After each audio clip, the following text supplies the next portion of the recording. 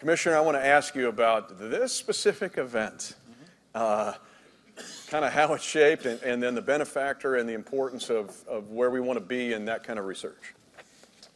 Well, I think these events are great for fans, but they're also great for football and the NFL. This gives us an opportunity to connect with fans, give them access, an inside opportunity to understand a little bit more about the game. But I was actually in Los Angeles last night at a somewhat similar event at the Coliseum, actually. But the component it didn't have was the medical component, which is because of this great partnership with KU and the facility that they have here. And I was talking to Chris and Dustin about how great these facilities are for the players, but also the community. And so you now have a better understanding of the kinds of medical opportunities our players have, but this community has them also. And, you know, I was talking to several people about the outreach that they have so that people understand more about sports injuries, in particular concussions, which has been a big focus, and how to treat them, how to diagnose them, and certainly, more importantly, how to prevent them. And so all the benefits from this camp go back to the work that they're doing, and I think that's a great thing. Mark, one thing you stressed the first day you drove into this place was the value of partnerships, real partnerships that make a big difference. We talked about it a little bit last night and heard from Bob, but this specific partnership and what it means. Yeah, I think Bob gets a lot of compliments in understanding how a real partnership can work. I often get to introduce, and many of our partners are here.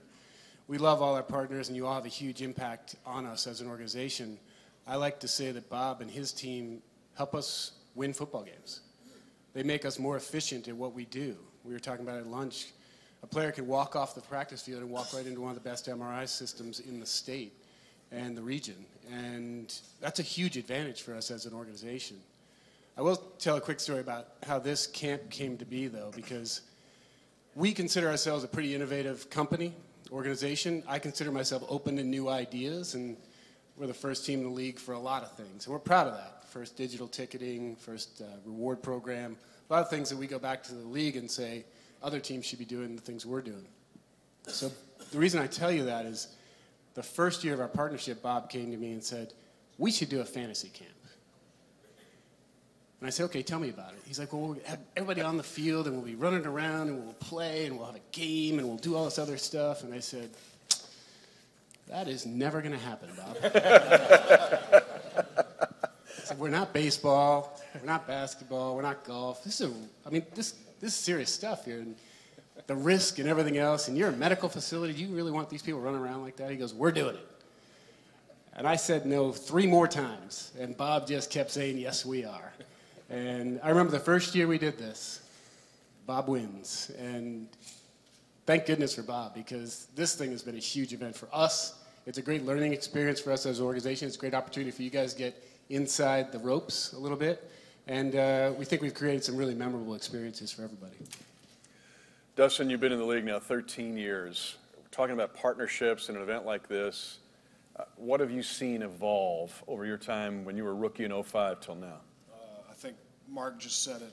What's changed is they allow access behind the ropes for you guys to come in every different NFL city. The train is different, the people are different, the way of life is different, and they've incorporated all of those concepts into how do we let them have access to the organization, to the players, the coaches at a Midwest level. And that's what we've done. It's a more intimate, it's a more kind of college-friendly town, and they love sports, die hard. Doesn't matter if it's at Kauffman, here at Arrowhead. And so they've taken that and said, you know, how are we going to be most efficient in this town for this fan base? And they've managed to do it. And Chris, what are you learning about the same thing? I've been just kind of starting and figuring this out. What have you seen in your 2+ years now in the league? I think a difference that I've noticed about Kansas City in contrast to other NFL teams is what Dustin just said is it's so much more intimate. The players here are just as much a part of the community as people who grew up in Kansas City. I'm not from Kansas City. I'm from all over the place, but I felt welcomed here when I was drafted. I felt like I was wanted here. I had a really rocky rookie year, and fans, they let me know that, hey, like, we still believe in you. We know what your potential is. We know why you're here. And there's purpose behind that, and they let me know that. And the fact that you can feel that from fans here, it creates a different, not only level of, fire in you as a player. You want to train harder. You want to represent. I have Kansas City stuff now. My family's like, why are you wearing that? I'm like, I don't know. It just feels right. And I think that's just a testament to you all as people, and a testament to this city and this team. Share the story you shared with us about the Luke Bryan concert. It was a good story. I went to college in Georgia. There's a lot of country music singers who are from Georgia, so I know a lot of them. They were Georgia football fans. So Luke Bryan was doing a concert here when I got drafted. It was our second week up here, and so I got in a rental car, drove out in the middle of Kansas for 30 minutes in the middle of nowhere, and went to this concert. And Luke's like, "Hey, come out on stage." He calls me out on stage. It's like, "Hey, this is your new wide receiver for the Kansas City Chiefs." And what I didn't know was everyone in the crowd started doing the tomahawk chop. They started doing this thing. Oh. The thing that you guys don't know is when you're on the field or the other side of the tomahawk chop, it sounds like booing. So I thought the whole crowd was pointing at me and booing me on stage. Boo! We don't want you here. I was like, I just got here. And so, you guys welcomed me. That's awesome. It was a little rocky at first. He talks about a rocky start, but don't forget who had the 9-yard touchdown catch to win in the playoffs against the Houston Texans on a play that he had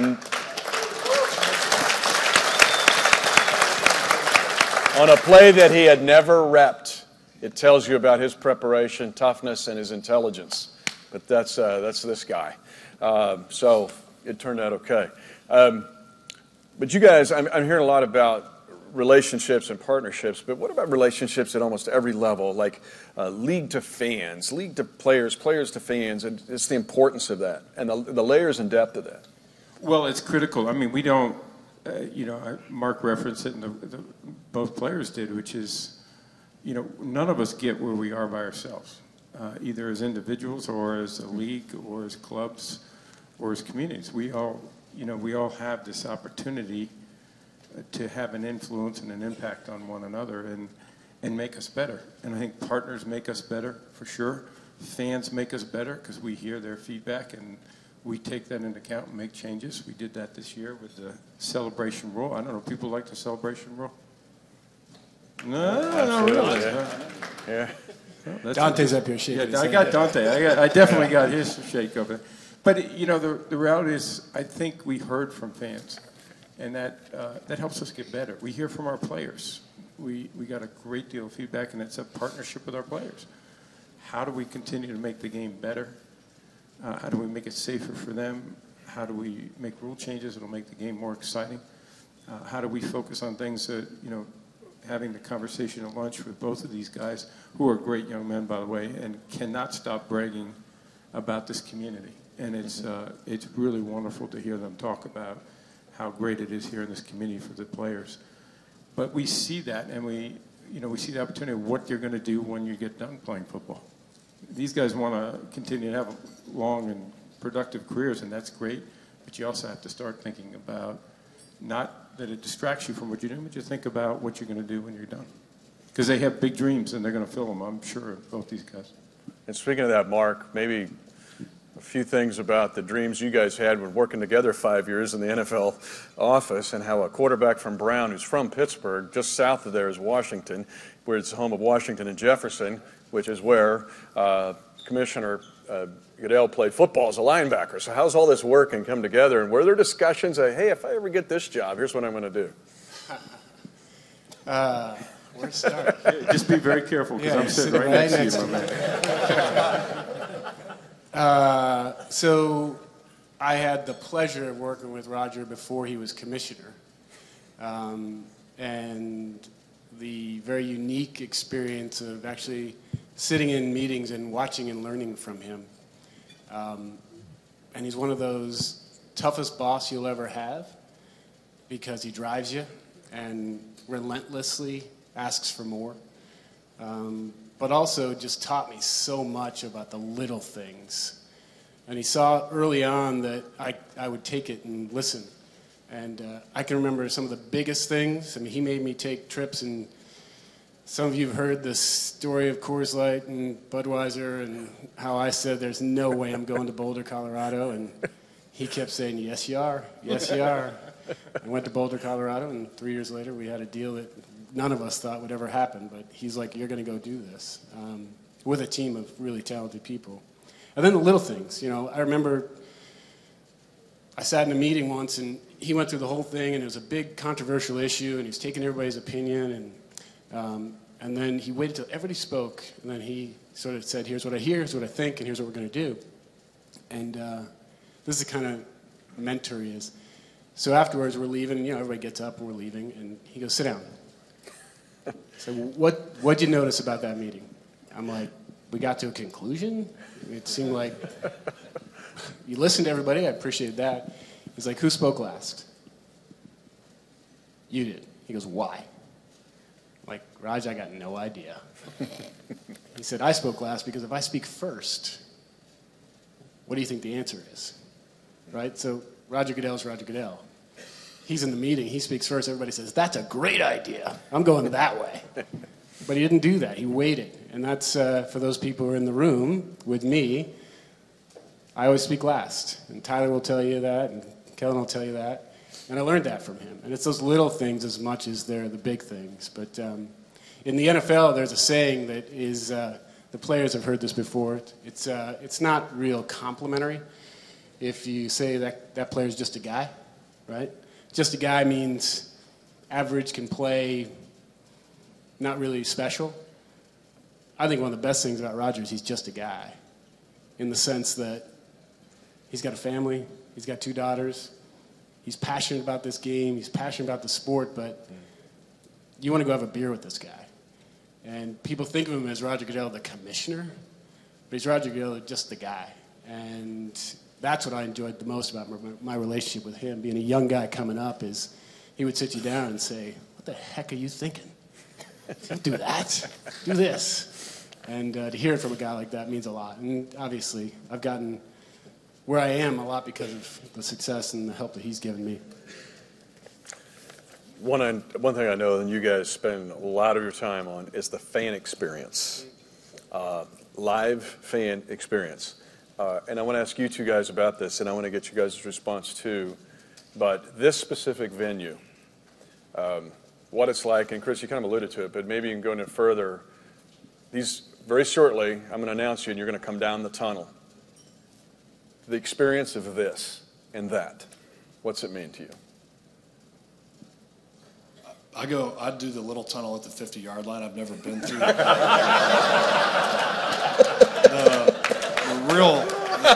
awesome introduction. That's never happened to me. But I do know when I come in from like the player parking lot, right when you go through like that little security little checkpoint, they always ask like, where are you going? I'm like, it's been 13 years. I mean, and then when that's over, I'll go under that overhang where we have all the loyal Chiefs fans. They come out right there at the pavilion right where you go under, and they're like, we hope you don't play today, Colquitt. And I'm like, what about holding? And they're like, yeah, all day. That's good. That'll work. So you have to answer that question. I'm sure it's awesome. I want to hear it. I mean, Yeah, actually it is. I've never. When you line up in that tunnel, before they call your name, there's a tarp that goes over the tunnel, and there are fans that are aligned on that passageway, and they're banging on the tarp, and there's kids who can somehow, I don't know how they do it, stick their head under the tarp and like hang over in the tunnel. And Bob Page. Yeah. We need somebody down here to help this kid. There's like a 13-year-old kid who's like, Curly! I'm like, what's up, kid? you just like, you feel the energy of Arrowhead. And I played in a lot of big stadiums. I played in the SEC, and I've played in front of passionate fans, and I can say that this is one of the most passionate places that I've ever played. Not just because I play here. I know a lot of people who used to play here and play other places, and they hate playing here.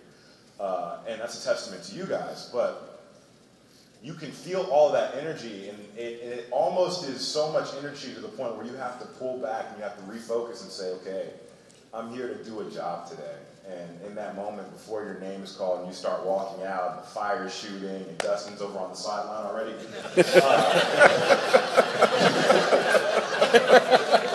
You just, I just take a moment and I just just look up and look around the crowd, and usually my parents are there, and I just look over at them and I point, and I just look up and I'm just like, you know what? Thank you, God, for this opportunity, for taking this kid from Ackworth, Georgia, and giving him this opportunity to play on this stage and play this game. And then you just run out there and they start doing the boo at you. It's amazing. It's absolutely amazing. What about the, because I'm 50 yards away from like the fog and the fire but it's hot to me. Is it like super hot? It's really hot. Because I'm so far away, like fans would have a better idea of how hot it is, because I'm like in the middle of the So field. when you go in the locker room, you do the whole hour and a half warm up before the game, then you go in the locker room for 45 minutes and you just sit there. And like you're just waiting, and then Coach Reed comes out and he's like, "Let's do it, guys." And you're like, "Yeah!" Oh snap, I'm cold. And then you run out of the tunnel, and the fire goes off, and it warms you back up. It's just like this. I think did you guys bring the fire in? Is that part of the medical thing? But then They thought it was the fan experience. It's for us. the crazy part about that is when we warm up, and then you guys are all in your different position groups when you guys come out, and literally we get, "Hey, get off the field." And so like me, Cowher, and James sit over on the field. I don't know how they do it. They literally get the kick 5 times before the game. And then 45 minutes into the game, "Dustin, you're up." He's been sitting over there the whole game. He just goes out there and just kicks it 60 yards and goes and sits right back down. I did, actually. This is a good story, and I'll make it quick. But I was at a banquet, and I think it was a fashion show with like Willie Roaf, Dante, Trent, like all these guys were here, like these Hall of Fame. Will Shields, I saw him go down the escalator. All these guys are here. And so they start handing out to Trent. They hand him this, little, those little football guys, the figurines they used to make back in the day. Willie Roaf, Priest Holmes. And it's not a bobblehead, but it has like Brett Favre going like, doing this. And they're like this big. Well, some guy made, and I'm like, I'm a punter. I don't have one of these coming up. Like maybe Adam Vinatieri has one of these, but not the punter guy. Most of these guys too. Tony Gonzalez was there, and each of them get these like figurines, and so it's getting down to me, and I'm a rookie, and I'm like, I definitely don't have one. This guy took Brett Favre apart, and then set me down on a bench, and I had a cup in my hand going like this.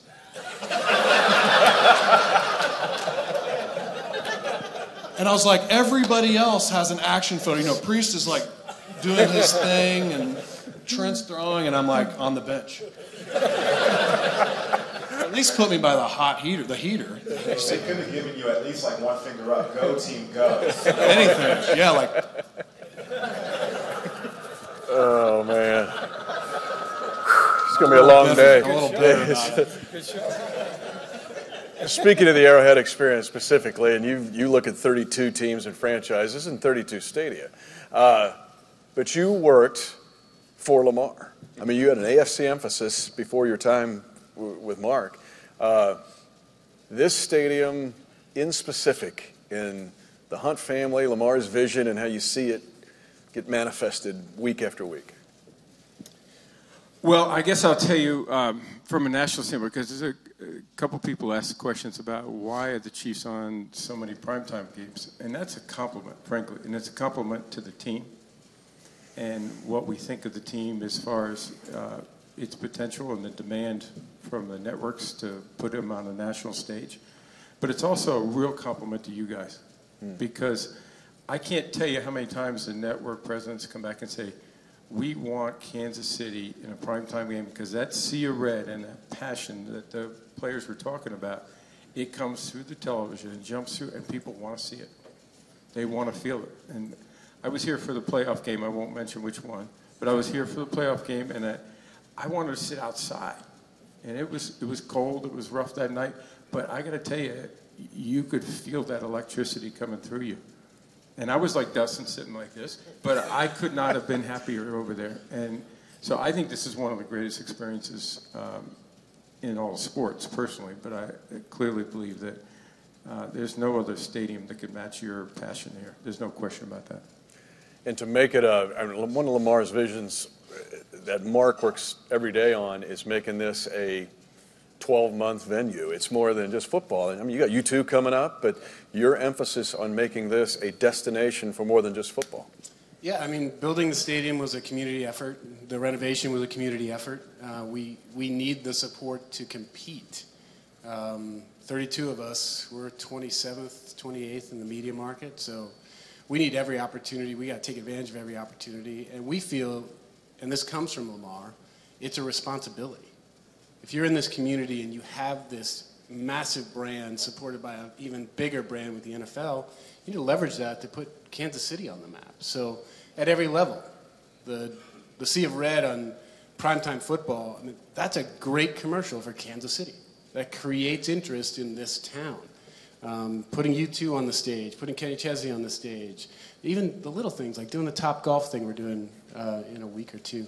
Yeah. We're always looking for ways to bring the community out to experience this great building.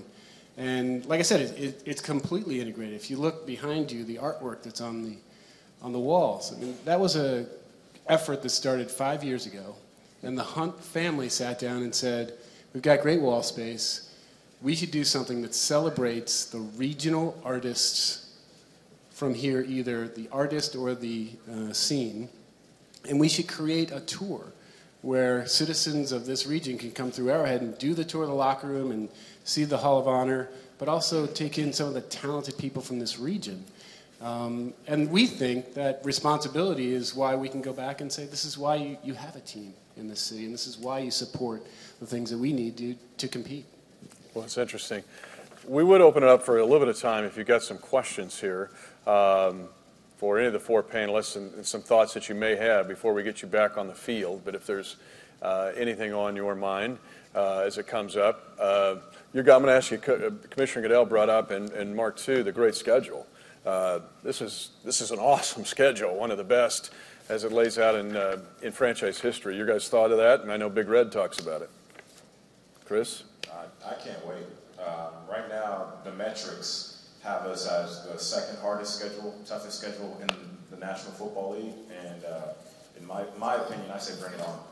You don't aspire to play in the NFL to play easy games. You don't aspire to play in the NFL to have what people call cupcakes or guaranteed wins. You want to play the best, and you want to play the toughest, and you want to prove that you deserve that shot. And I think that the guys have been preparing with that in mind, and I think that this city is ready for that. I think that us having primetime games is an awesome opportunity for us to give Kansas City the rep that Kansas City deserves. I was saying at the table that, there are some cities and teams that are in bigger markets, and the media portrays them in these ways and makes their game seem awesome. When you go to a game, it's like everyone's golf clapping, and then they don't show the way Kansas City really is. And I want people to respect our team, our city, our fans, the way that they should be respected. And I think that this year is an awesome opportunity for us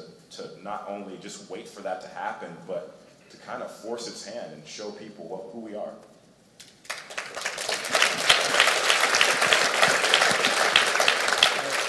It's obviously a unique opportunity for our organization. It's the first time that our organization has opened up the season like that, and to open it up in Foxborough. And obviously we know kind of what the Patriots are about, and I think Roger's going to be on our side of things for that game for sure. He couldn't pass it up. He couldn't pass it up. Cut. No, but I mean, like Chris was saying, everybody's saying, we have a lot of primetime games. And we want to be tested early and often and pass those tests. And, when we're in this building, we hear you, we feel you. And when you get loud, it's like concussion-like symptoms. I know that's another thing that we don't need to talk about too much, but it is loud and exciting and fun. So we're excited about the opportunity. We've trained hard for this. From April 15th to yesterday, we've been busting it pretty good. So we're ready to roll. How'd the gassers work yesterday? Whew. Did you run those? You did run those. No, I ran them. I was right in front of you.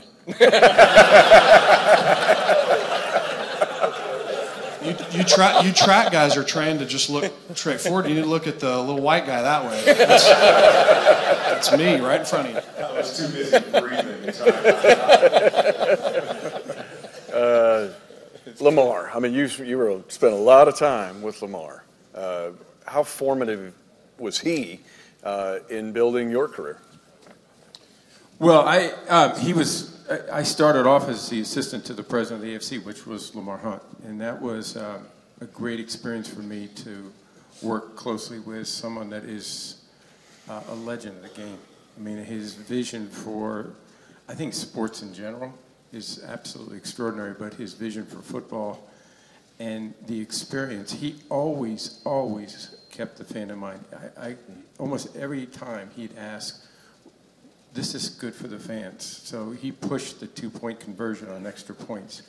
He pushed every rule change that some thought was a little out there, but he really did it with the fans in mind. And there are a lot of legends in this room. I see Coach Vermeil over here, a lot of future legends, a lot of great players that are out there on the field today that we're all so proud of. But he's really one of those guys that helped form the league and helped form, I think, what it's really become.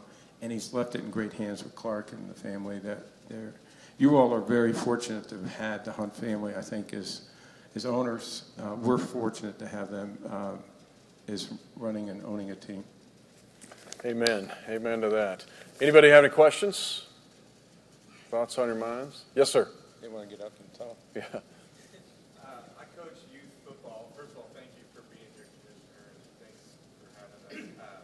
I coach youth football, and I've seen over the last few years a decline in numbers. I try to convince parents to come out more and more. What is the league doing, and what can we do as those that are trying to get kids into football? What can we do to get them back in the sport and playing the game? Well, I think, frankly, all sports are having that. And as somebody who played multiple sports, I have twin girls, and when they were in 5th grade, I remember the coach coming to them in lacrosse and saying, if you want your girls to continue to play lacrosse, they've got to play year-round. And so one of the things that I'm really passionate about is let kids have fun. Let them play. And let them play multiple sports because it's good for them. My guess is these guys play multiple sports, and they're at the highest possible level. So kids need to play sports. It builds character, it builds discipline, it builds the competitive aspects of that. And frankly, football, to me, is the greatest game in part because it's a team game, and it's the greatest team game. And it's the values that come out of that I think are so valuable. And I still use them every day. I think about what it was like being part of a football team and what I learned playing the game. And I think you need to share that with parents, for one. Two is I think you need to share the facts about the health and safety of our game because I think our game has actually made incredible improvements in making it safe at all levels, not just the NFL level, but all the way down to youth football. And I was talking to several people, Joe's people, about their outreach and how they go out into the community and they talk to parents about really what are the risks. And every single one of the doctors and nurses said, you want kids to play football. This is a great game, and you want them to do it safely, and it can be done, and that's what you should do. So for me, I would never give up a single opportunity to play football throughout my career. I think it's a fantastic game. And our girls have exposure to concussions and other injuries. But get out there and have fun. Kids don't play sports for safety. They play it for fun. And these guys play the game for fun. And that's what we've got to make sure that kids understand. And so we appreciate what you're doing, by the way, and I hope some of the resources that are available through KU, I hope you take advantage of those, because that may help you in a great deal. They want to hear from medical professionals, and medical professionals will tell you, get your kids out there and play. And Mark, I want you to kind of weigh in on this too. You played. You got Luke, good athlete. You got 2 kids and Maeve. Your thoughts on this, and what do you tell parents when they see you at a school function going, saying that? Yeah, look, this will sound like a broken record, but the most important experience I would share is, Roger said it, I learned more about life and being successful in a football locker room than any other locker room. I learned more about Any other classroom too? any other classroom, any other, yeah, sorry. But I was just gonna say, with basketball, it was similar, but there's just something different about that experience, and counting on each other, the off-season work, everything that you did, and you could see the result of that hard work, and the fact that you couldn't do it alone. I mean, that's still, to this day, it's made me who I am. 14-year-old boy, 12-year-old girl, same exact situation of you got to pick. And we're not picking. We're playing everything. And if he doesn't make the team because of that, he doesn't make the team. Any parent, fine. You don't get my guy. He'll go play for somebody else, but he's going to play a bunch of different sports. There are some statistical information out there too that single sport focus actually makes you more susceptible to injury because you wear out. So especially soccer and sports like that. Multiple sports makes you healthier and able to not only succeed but be healthier. And then to the final point of, with everything the league does and everything we try to do with Play 60 and getting kids out and being active, we get a lot of people saying, how do we play more football? We're like, play more sports, period. If you love football, then play it. My son loves basketball.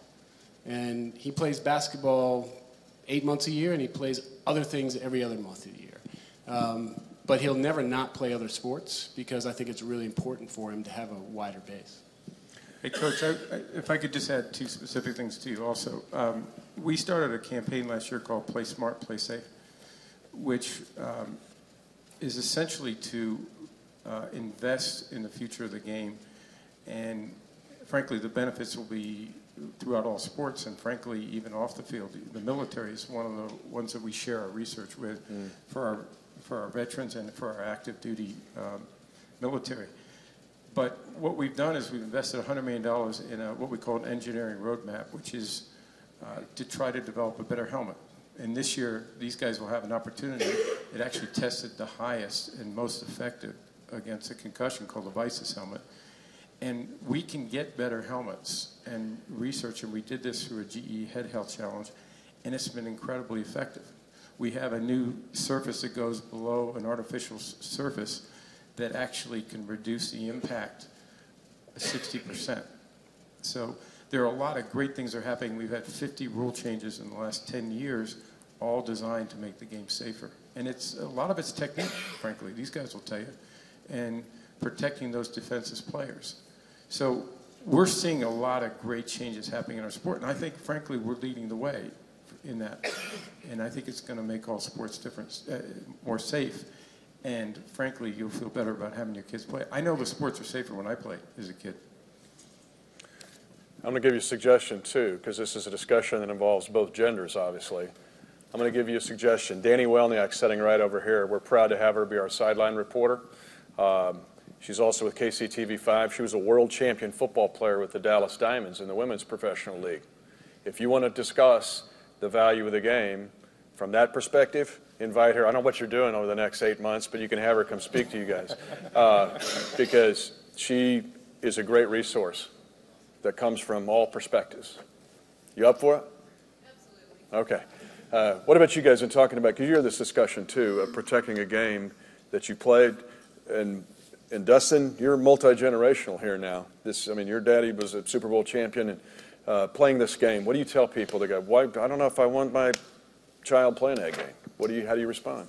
Yeah, it's obviously knowledge, and Roger, hit it on the head. It's all about technique, and when you're being deliberate about showing kids technique as they get older, stronger, and figuring out their bodies, I think that when you bring that knowledge and teaching into it and you show a kid how to do it, it's the defenseless players like me sometimes that get these hits. It doesn't happen very often. It's just kind of put under a microscope. When you really work on technique and you get that backbone of kids, growing up with that knowledge from 8 till 15, that's where their development years are coming, and that's when you show a kid how to do that, and you develop all those techniques and stuff, and they're going to be healthier for that. It's not about just hits and concussions. There's a lot of crazy talk about that. When you dig down to it, it's technique and being smart about how you get in on a tackle. It's all about that.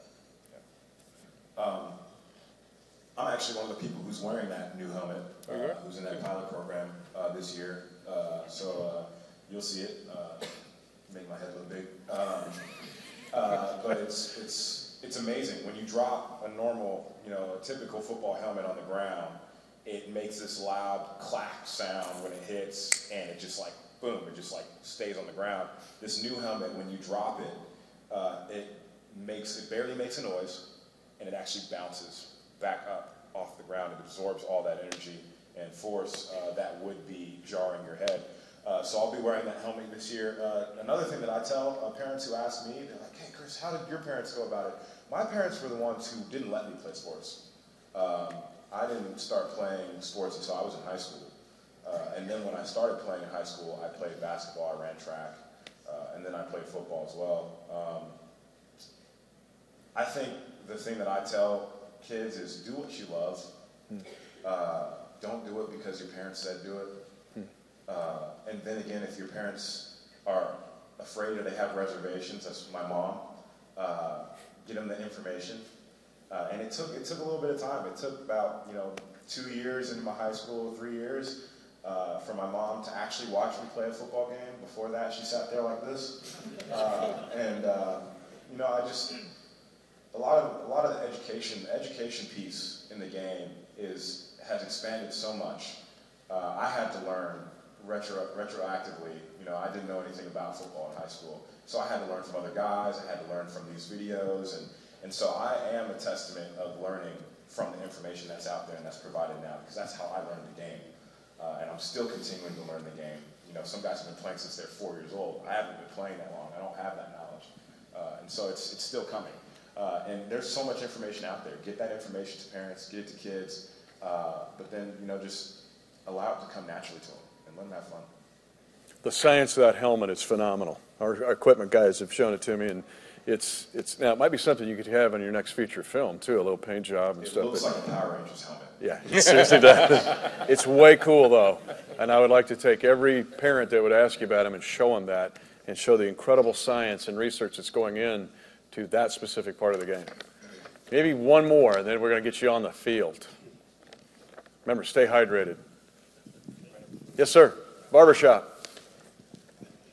As an alumni guy who has played for the Chiefs and some other NFL teams, I think the most special thing about Kansas City, Roger, you'll find this out too, is that our definition of success is rarely based off wins and losses. The definition of success in Kansas City is commitment to excellence, finishing the game in the fourth quarter, and being a positive role model in the community. And I know as a Chiefs ambassador, being a communications chair for our alumni group, that's something that we have special here in Kansas City, and that's something that has forced me, as a father of 6, to not fall to temptation to go back to Philadelphia, Washington, or Houston, other teams I played with, because the business owners, the fans, the people in the community, I can't recreate that in those cities. And that's what makes it, what Kansas City is so special to me. So I appreciate you coming and seeing what we have here in Kansas City. Though others might try to copy it, they won't.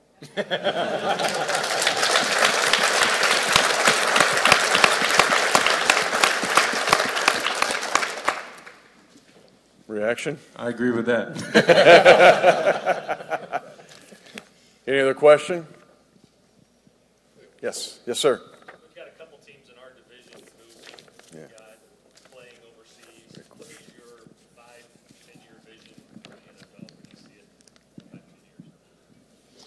Well, in today's environment, it's hard to look down 5 or 10 years. I think what we do is we're looking to expand the game. We're looking to grow the engagement of our fan base. The international has been a great opportunity. You guys have represented this community in the NFL in London. We have 4 games this year for the first time in London. They sold out in a matter of minutes. The passion over there for football is really something special. And you see it every year you go back. They're more knowledgeable, they're more sophisticated fans. They get the game, and they really want it.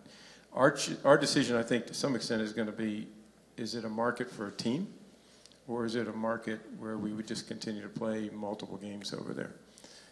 We're playing in Mexico again this year, which the fan base there, I think it's statistically in Mexico City, I think it ranks as the 6th largest city with NFL fans.